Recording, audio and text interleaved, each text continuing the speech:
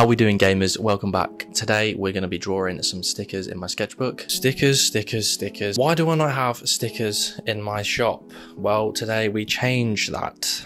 I have a lot of prints and I have a lot of bookmarks available on my shop, but I'm looking at doing artist alleys next year. I need to add more range to the products that I'm offering. I already previously did a sticker drawing, which is of a dragon, obviously. So that's what I'm doing in my sketchbook today. If that sounds like a vibe to you, let's go.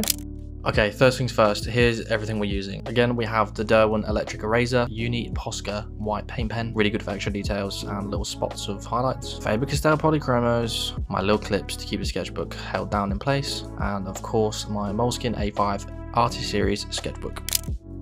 Okay, so here are the final sketches I'm working with. I decided to do a tiger and an owl. I don't know what it is about tigers at the moment, I just really enjoy drawing them.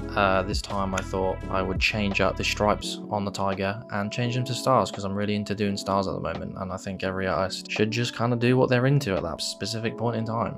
I used to feel really negatively about myself if I drew one thing. I remember someone on Twitter from years ago said to me, all you do is draw dragons, you'll never get better at art. Honestly, this kind of comment definitely knocked me for a few years. Whether or not you think it's harmful or not, and you think people should draw many things to study or to get better at certain aspects, a lot of my favorite artists actually draw the same thing, or they have similar themes in their work, which is why they do so well. Every time I open my sketchbook or I take my pencil and sit down to do art, all I'm thinking about is losing time, and it's kind of meditative. I want to draw the things that I want to draw and express myself how I want to express myself. Like, I'm not going to let the audience of my art control that. I understand when it comes to the business side of art that if you draw specific stuff for an audience, then it's probably going to sell better. I'm not here to make millions off my art. I don't want to be known forever and hold this like huge legacy like all the greats. I literally just want to find my own corner, community and other artists and art enjoyers that let me draw the kind of things I want to draw. I love drawing dragons. I always have done as a kid. I love drawing tigers. There's just something about them. They were like one of my favorite animals. So yeah, on one hand, I do understand comments like, you should draw other things, not just dragons, so you get better at art. But what if I just get good at drawing dragons and that's all I want to do for the rest of my life, you know? That's okay too. Don't beat yourself up over that because it's not worth it.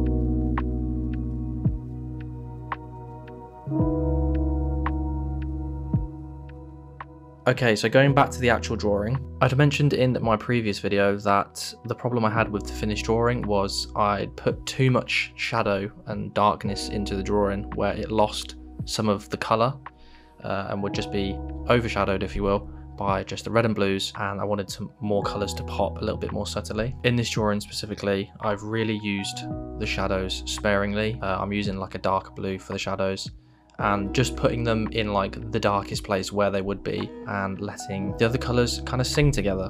I'm also using a lot of light yellows and light greens on the edges of the highlights so that they create a gradient slope of colour towards the shadows.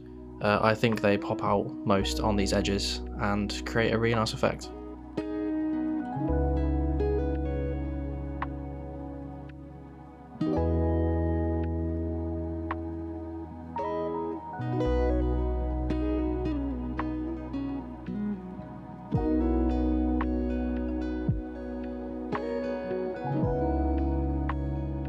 So here's the final drawing for the tiger sticker. I think it's turned out really nicely and it just looks really soft and friendly. I think pairing back the darkest shadows has really worked well with this, and hopefully I can replicate it on the owl sticker next up.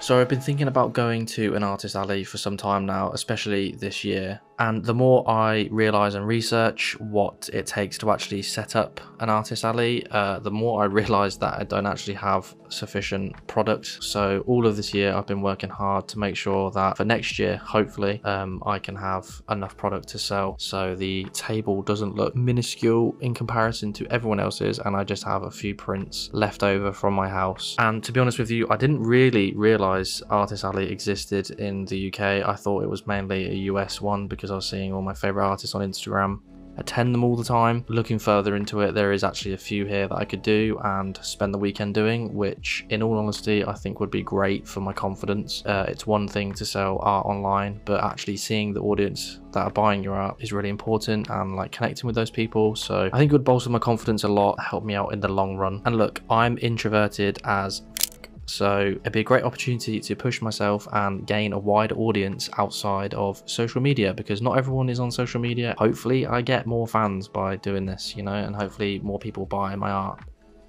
Or people will just walk past the table and won't buy anything, and that's fine too. But I think the experiences is definitely key here and worth doing at one point in my life.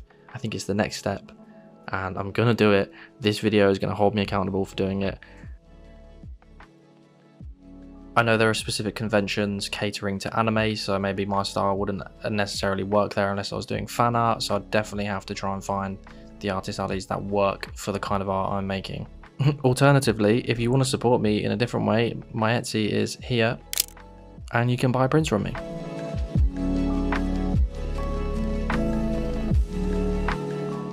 If we have any artists watching this video and you've been to an artist alley, then let me know some tips and tricks. Let me know things to watch out for, pros and cons. I know there's plenty of resources online, but I'm curious to hear your experience and if it's helped your trajectory within your art career.